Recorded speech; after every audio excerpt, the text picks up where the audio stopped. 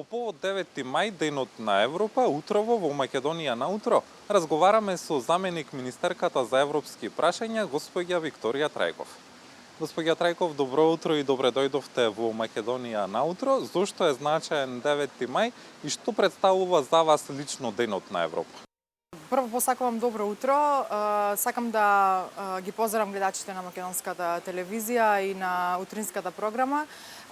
Пред се го посакувам и убав ден, затоа што навистина ова е еден ден кој што представува заедништво, победа над фашизмот, а и секако она што е и сонот на Европа, сите обединети да успееме да одиме напред. Така.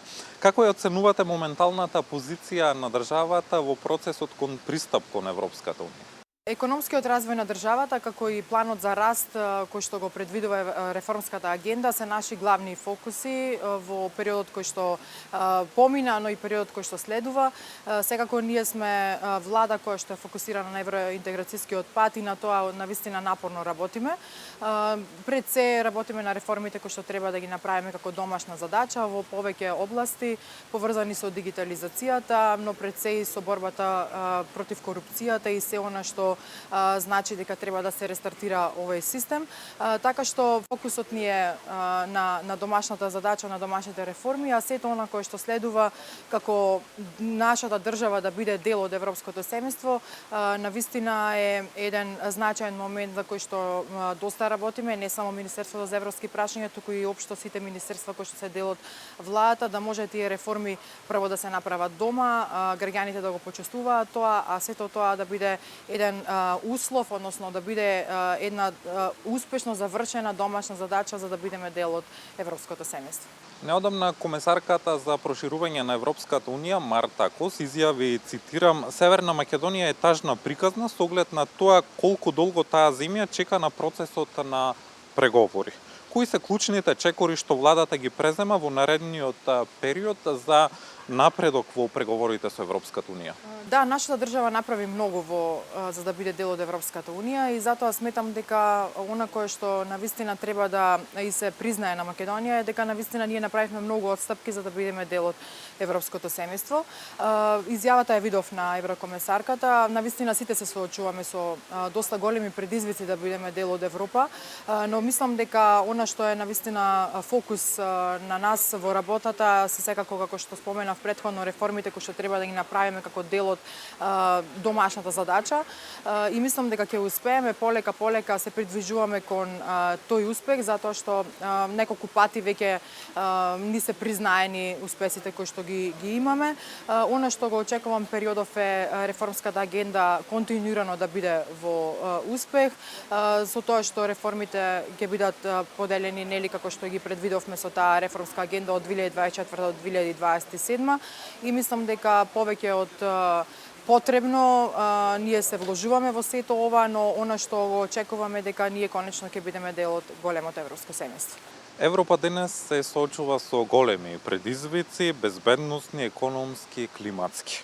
Како земја кандидат, како државата ги вградува европските вредности во своите политики? Така е, значи ние имаме еден од фокусите кој што во моментот е навистина голем и посветено работиме на тоа е борбата против корупцијата, нешто за кое што изминативе години од осамостојувањето на државата е навистина голем предизвик да може да се спречи од сето тоа да извлечеме една поука дека ние мора да одиме напред како чиста држава која што нели нема да биде коруптивна, институциите ќе работат како што треба и затоа посветивме доволно внимание во тој планот за раст, но и во реформската агенда, впишувајќи ги областите кои што навистина ни се врвни приоритети. Така што сметам дека ние Европа ја гледаме како едно семејство во кое што сите заедно нели во единство ќе помогнеме една мала држава како што е Македонија да биде дел од тоа семејство, а од друга страна сметам дека многу е важно таа Европа која што ја зборуваме цело време ние да ја донесеме прво дома, затоа што асоциација на граѓаните во државата е дека Европа значи добро здравство, одличен едукативен систем, значи дигитализација дигитализација на јавните институции, но исто така значи и секојдневно функционирање на самите граѓани, да немаат препреки во она што им е дневна потреба. Така што мислам дека областите се внимателно искористени, но од друга страна внимателно одбрани за да може нашите граѓани да го почувствуваат тоа, така што иако Европа во моментот има навистина внатрешни предизвици, тука е нели војната Украина-Русија, но и други безбедносни предизвици кои што ги има самата Европа, сметам дека ние сме доволно зрели и доволно направивме за да бидеме дел од Европа. Колку млади во земјава се запознаени и заинтересирани за европските вредности и интеграција и што прави Министерството во таа насока? Да, ние имаме повеќе активности периодов кој што измина, но исто така ги планираме како план во периодов кој што следува. Пред се тоа се моите посети во општините низ државата, каде што заедно со граначалниците разговараме во поглед на искористеноста на тие фондови, кои што непосредно па и на младите ќе му помогнат во секојдневното функционирање. Исто така тука има доста други фондови кои што може да се искористат од Европската унија, кои што нас ни даваат за право да ги користиме. Така што младите се вклучени директно. Јас гледам периодов колку можам повеќе да среќавам млади луѓе кои што на различни начини преку своји организации или преку студентски размени се вклучени во работата на Европската унија. Така што мислам дека сме на добар пат во тој поглед, но остануваме и отворени за соработка како Министерство за европски прашања доколку нешто треба да им се помогне во тој процес. Младите во Македонија заслужуваат многу и единствениот фокус кој што ние го имаме како влада се токму како младите да ги задржиме дома.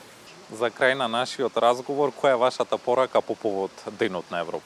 Да, по повод Денот на Европа би сакала да упатам една порака која што нели е многу важна во еден таков символичен ден кој што го избрала 9 мај како победа над фашизмот.